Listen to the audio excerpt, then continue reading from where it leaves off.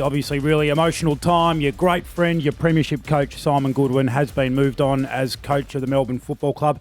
Take us back to Monday night. How did you find out? Here I am again, eh? This is fun. Yep. I initially took the Triple M job wanting to get involved in some fun stuff in the morning. Yep.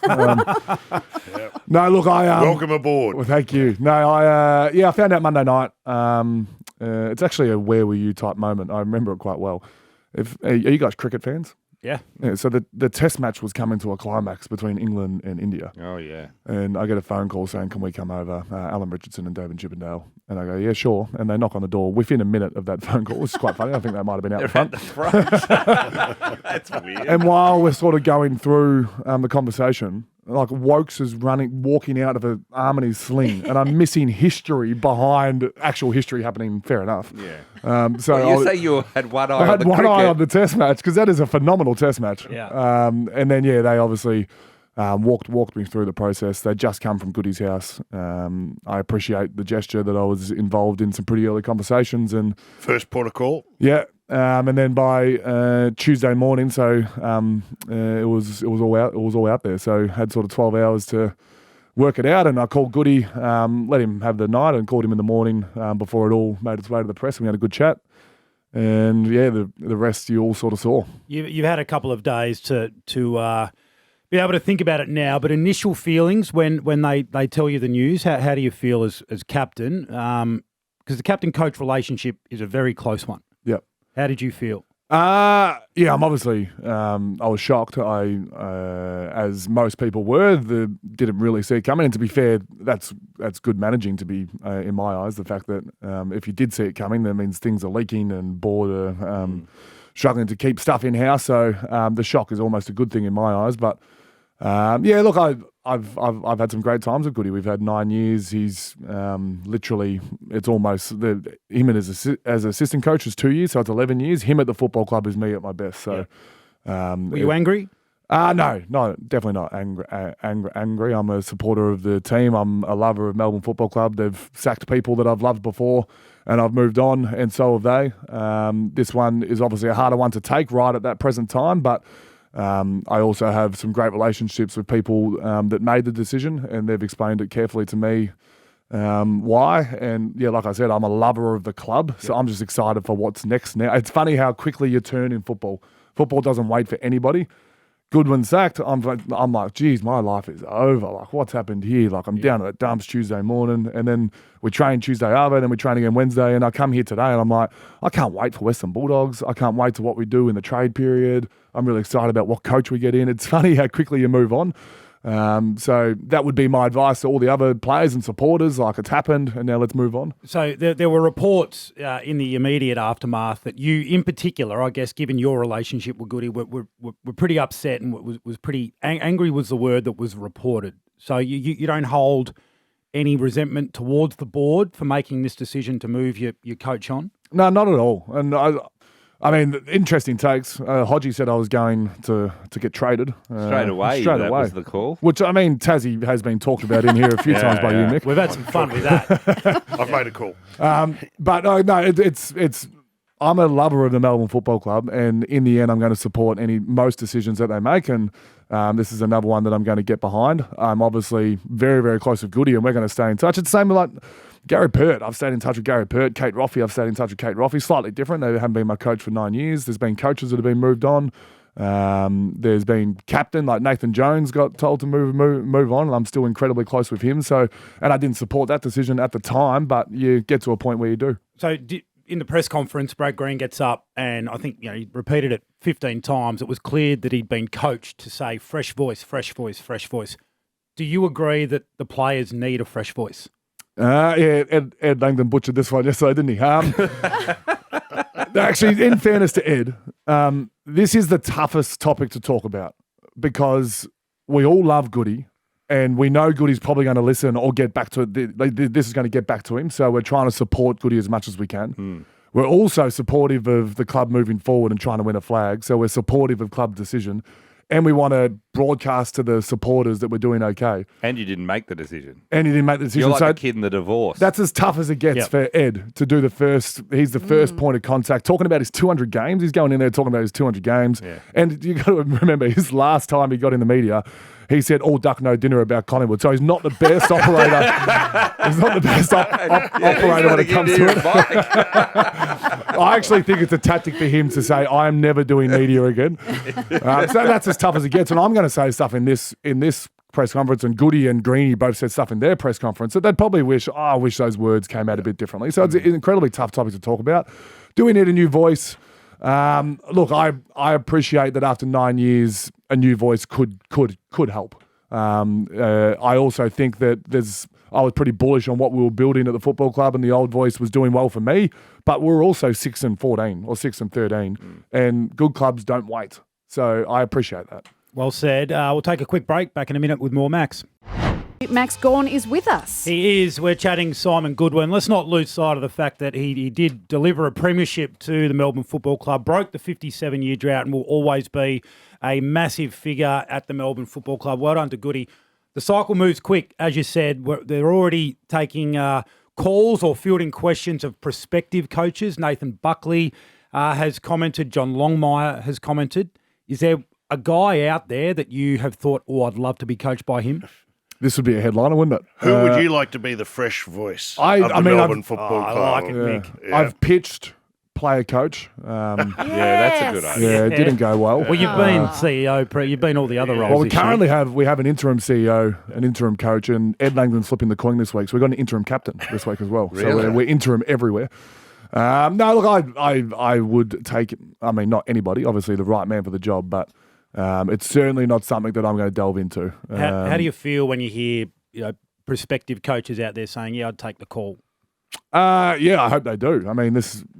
There's 18 jobs of AFL head coach in the country, and I'm presuming all coaches want to get to that pinnacle. So if you don't take the call, I get it if you're one of the 17 other coaches and you don't take the call, but I feel like it's a call that you should take. I've got a left field one for you, because I did notice on Tuesday after the press conference, your Ford 50 connection's been a big issue this year, and for the past few years.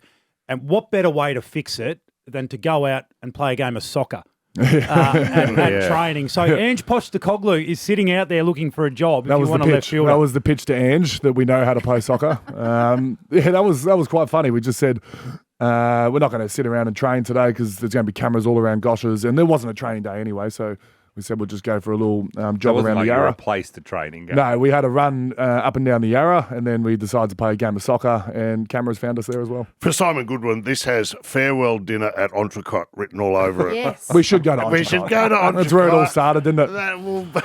Is this where...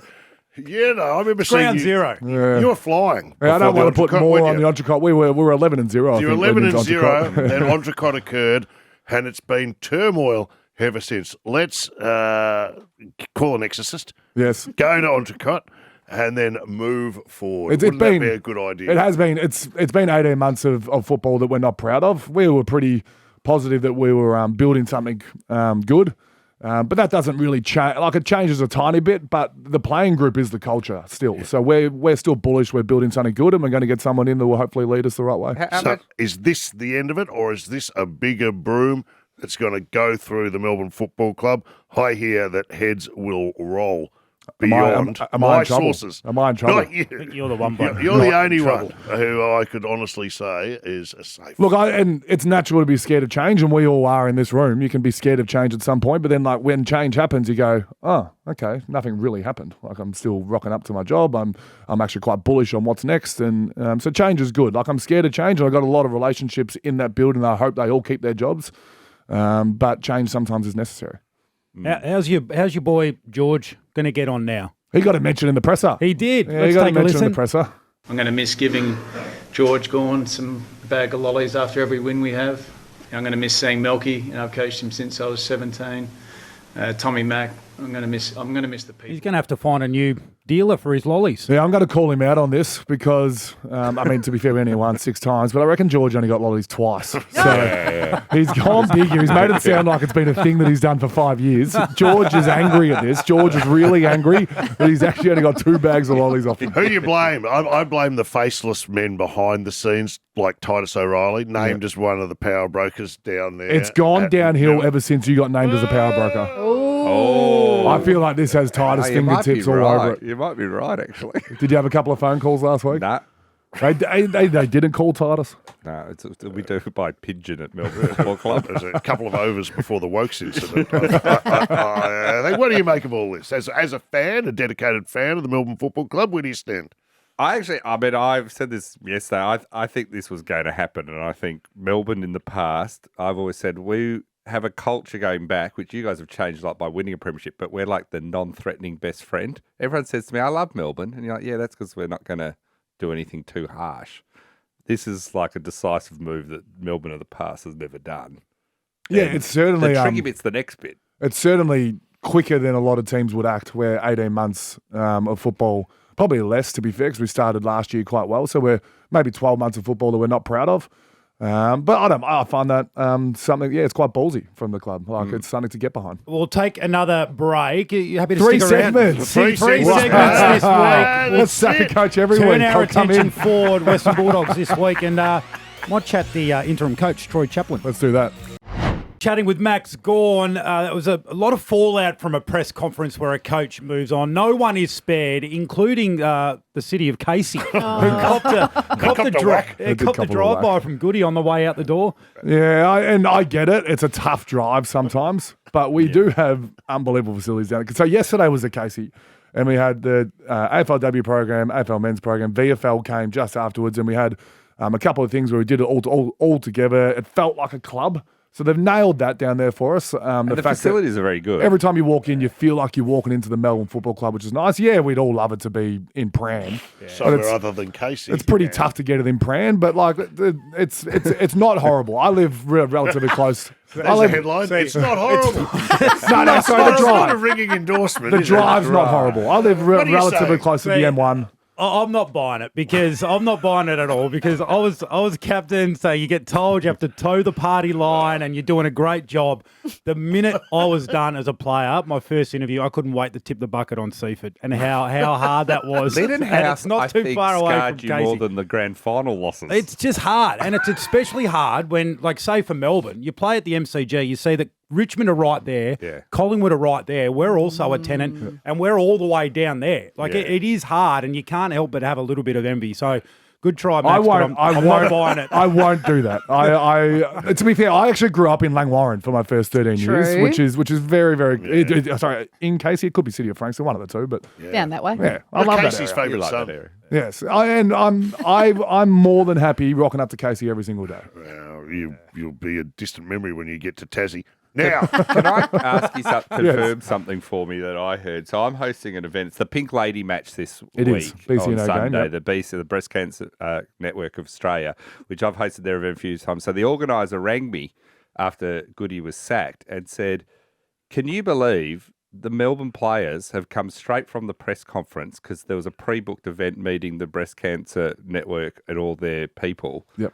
And all the survivors. They showed up within minutes of being told about the sacking. They did not cancel it, and they all came. Is that true? Yeah, we went from upstairs in the press conference straight down to the BCNA function. It's something that we're all very proud to be a part of.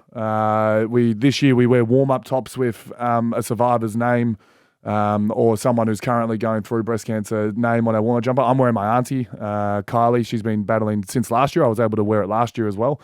And it's a great touch to be able to support it as much as we can. Every 4 or 5 years, they do everyone on the ground and do the Pink Lady on the ground. Yeah. I don't think it's one of those years this I year. think they do a virtual thing and you one, can donate, of but course. it's something that I'm incredibly proud of to be a part of. It's an important Fantastic. game, and coming from where you've come from, it does put everything in perspective. It's right? exactly what we needed. How much trouble are you in? And then you go and see these women and what they've been through. It's fantastic. Before we let you go, and thank you, you've been very generous with your time. You always come in and answer our questions, and we do appreciate it. Have you asked one? No. Do you know what? I stay in my lane, and I'm happy to muck around down the shallow end of the pool, but this is far too significant for me to wade in on. So I've been very well behaved today. Yes. But can I ask you this? He did mention, Goody in the press conference, he'd like to coach on. Yep. How would you feel coming up against a team coached by Goody? Yeah, I feel this when like Andrew McGualter was my midfield coach last year at West Coast. Adam Uze was my midfield coach, and I tell them a lot of secrets. And then you come up against them, you're like, oh, this is really annoying. Yeah. So like Andrew McGualter played Bailey Williams exactly how I told Andrew McGualter that I hate a player playing on me. It's really, so I'm sure Goody would be the same in that way. Yeah. He's going to go on a little break at some point. I'm going to try and catch up with him over the next week or so to have a beer or a coffee, whichever way the game is sitting.